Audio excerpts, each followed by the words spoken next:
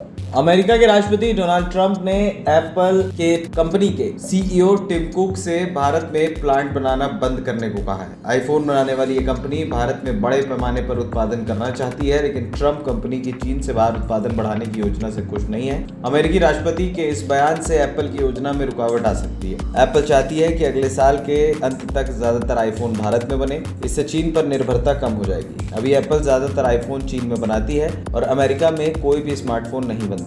Trump ने Qatar यात्रा में एप्पल के सीईओ टिम कुक से इस बारे में बात की। उन्होंने कहा कि कल टिम कुक के साथ मेरी थोड़ी समस्या हुई। कुक भारत में प्लांट बना रहे हैं और मैं नहीं चाहता कि एप्पल भारत में प्लांट बनाए। ट्रंप ने दावा किया कि इस बातचीत के बाद एप्पल अब अमेरिका में अपना उत्पादन बढ़ाएगा। ट्रंप ने साफ कहा कि हमें भारत में आपके प्लांट बनाने में कोई दिलचस्पी नहीं है, भारत अपना ख्याल रख सकता है। अमेरिकी राष्ट्रपति ने कहा कि भारत में दूसरे देशों से आने वाले सामान पर बहुत ज्यादा टैक्स लगता है, इसलिए अमेरिकी सामान को भारत में बेचना मुश्किल है। भारत दुनिया का सबसे ज्यादा आबादी वाला देश है। हालांकि ट्रंप ने यह भी कहा कि भारत ने अमेरिका सामान पर टैक्स कम करने का प्रस्ताव दिया है। भारत चाहता है कि आयात करों पर एक समझौता हो जाए। एप्पल और उसके सप्लायर चीन से दूर जाने की तैयारी कर रहे हैं। इसकी शुरुआत तब हुई जब चीन में कोविड-19 के कारण एप्पल के सबसे बड़े प्लांट का उत्पादन रुक गया था। ट्रंप द्वारा लगाए गए टैक्स और अमेरिका चीन के बीच तनाव ने एप्पल को एक कदम उठाने के लिए मजबूर किया।